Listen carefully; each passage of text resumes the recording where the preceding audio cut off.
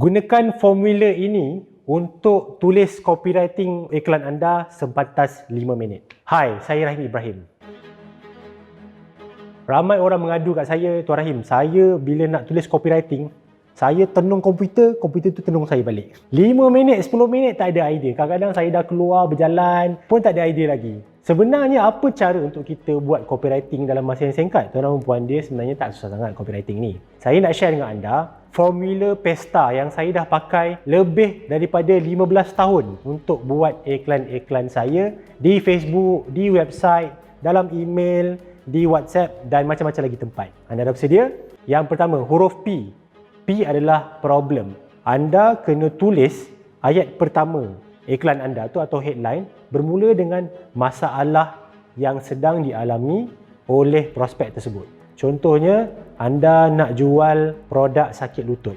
Jadi apa masalah dia? Kita terus sebut masalah dia adalah dah lama sakit lutut sampai susah nak beribadat di masjid. Nampak? Sebab kita jelas siapa target market kita. Maka kita nak jual produk ni dekat orang yang berusia 50 tahun yang memang selalu pergi ke masjid. Bila dia sakit lutut, dia susah nak rukuk dan sujud. Dia terpaksa sembahyang atas kerusi macam saya duduk sekarang ni kan. That's why kita buat headline dia, kita sebut masalah dia. Dah lama sakit lutut sampai susah untuk anda menunaikan solat di masjid. Right, itu yang pertama. Yang kedua adalah huruf E. E maksudnya exaggerate. Anda nak tekankan masalah tadi untuk highlight apakah kesan emosi atau akibat daripada masalah tersebut untuk mereka nampak mereka terpaksa atau tak sabar-sabar nak dapatkan produk anda sekarang. Contohnya tadi sakit lutut. Ayat dia adalah dah lama sakit lutut sampai susah nak solat di masjid.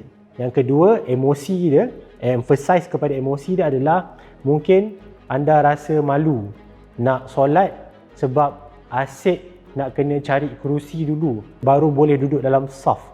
Anda rasa leceh dan lambat untuk menunaikan solat. Itu adalah kesan emosi dia. Sebab dia rasa malu.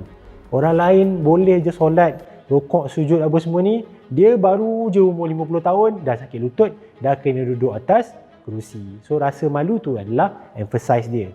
Yang ketiga adalah S. S adalah solution. Dekat solution ni, anda kena huraikan apakah ciri-ciri produk, manfaat produk dan advantage atau kelebihan produk ni berbanding dengan produk-produk lain di luar sana. So dia ada features, benefit and advantage, FBA. So dekat solution ni anda cakap jangan risau. Gunakan gel, kita panggil nama dia gel Supermax. Gel Supermax. Dekat bahagian solution ni anda kena perkenalkan produk yang boleh menyelesaikan masalah dia tadi. Alright? Untuk perkenalkan produk, anda kena bagi nama. Okay? Kena perkenalkanlah produk tu. Memperkenalkan produk gel Supermax. Ciri-ciri dia, bila disapu, dia akan memanaskan kulit di sekitar lutut. Manfaat dia nanti, perjalanan darah di sekitar lutut akan lebih lancar, maka kurang kesakitan di bahagian lutut. Alright? Itu nama dia, features, benefit and advantage. Ciri-ciri, manfaat dan kelebihan produk tu berbanding dengan produk lain. Yang keempat adalah testimoni. Alright? Selalunya testimoni ni kita akan letak kalau kita menggunakan video atau gambar yang bukan testimoni. Kalau memang kita gunakan gambar dan video yang ada testimoni, bahagian testimoni ni kita tak payah tulis dalam copywriting kita.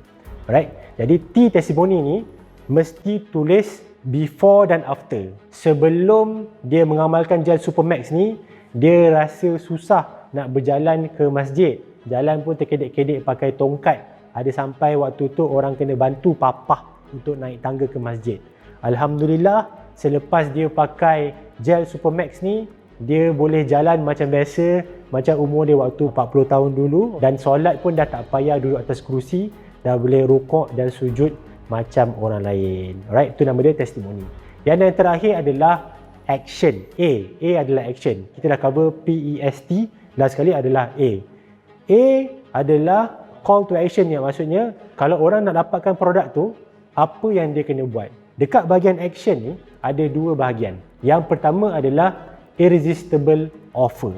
Macam mana kita nak buat tawaran yang membuatkan orang rasa macam tak boleh nak tolak. Alright, jadi resistible offer ni mesti ada elemen. Yang pertama adalah scarcity, tak cukup bilangan. Yang kedua adalah urgency, maksudnya tawaran tempoh terhad. Jadi dalam copywriting tu kita boleh cakap, khas untuk 30 orang pertama saja, saya nak bagi diskaun sebanyak 30% daripada normal price. Tapi tawaran ini tamat pada hari Jumaat jam 11.59 malam. Tu di situ ada elemen scarcity and urgency. Dan yang terakhir adalah call to action, iaitu bahagian kedua dalam action, call to action. Sebut semula masalah tadi, iaitu jika anda serius nak kembalikan zaman muda anda dan hilangkan atau kurangkan sakit lutut anda untuk mudah bersolat, dapatkan produk ini sekarang. Bahagian terakhir adalah call to action. Dekat bahagian call to action ni ada dua benda anda kena buat. Yang pertama adalah sebut semula masalah tadi. Masalah tadi sakit lutut sampai susah nak solat. So anda kena sebut balik, recap balik. Alright, jika anda serius nak selesaikan sakit lutut anda supaya mudah untuk solat, maka dapatkan gel Supermax ini sekarang. Dan last sekali, bahagian yang kedua, benda yang kedua nak kena buat adalah bagi tahu dia nak beli kat mana.